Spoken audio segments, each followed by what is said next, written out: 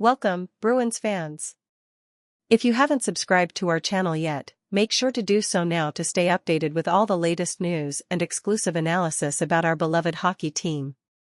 Don't miss out on any details and get ready for the upcoming season with us.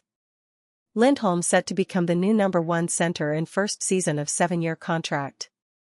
NHL.com is providing detailed roster, prospect, and fantasy analysis for each of its 32 teams from August 1st to September 1st. Today, we focus on the Boston Bruins. The Boston Bruins have long known that center, once a strong point of the organization, would be a work in progress towards the next era. Although they managed with Charlie Coyle and Pavel Zacha last season as replacements for the retired Patrice Bergeron and David Krejci, it wasn't enough. Now it's Elias Lindholm's turn to fill the void. The Bruins are entering their next era in 2024-25 after a bridge season that turned out more successful than expected. The former Calgary Flames and Vancouver Canucks center signed a 7-year, $54.25 million contract, average annual value of $7.75 million, with Boston on July 1st.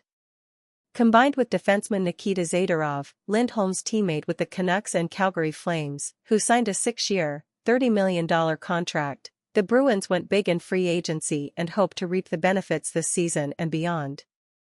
Because, ultimately, the Bruins want to keep winning.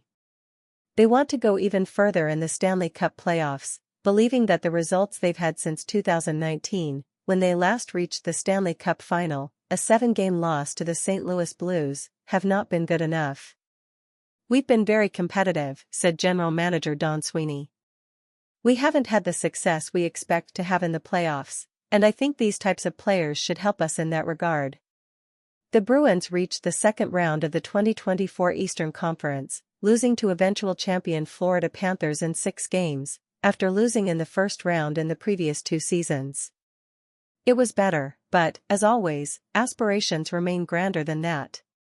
Still, the Bruins have always known that last season would be a transitional year, a passing of the torch, as Sweeney said in his end-of-season press conference. So, while Lindholm is not Bergeron, having a player approximation, a center who can fit into the top line, act as the bumper on the power play, win faceoffs, and be defensively capable, is huge for a team that wasn't deep enough in the playoffs. In the draft, we identified Elias as a player who has many of Bergeron's qualities, Sweeney said. It's been a 2-year pursuit, to be honest, wondering maybe if in the future he would reach free agency. Once he did, it seemed like the perfect solution for both sides. "I think it's a good fit," Lindholm said. "Playing in the league for a long time, I tried to look at Bergeron as much as possible.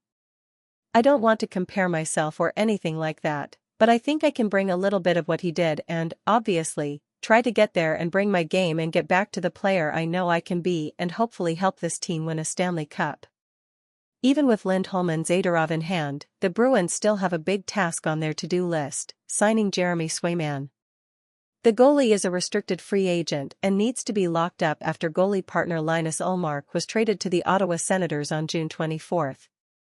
Swayman himself will have a significant impact on the Bruins' 2024-25 season.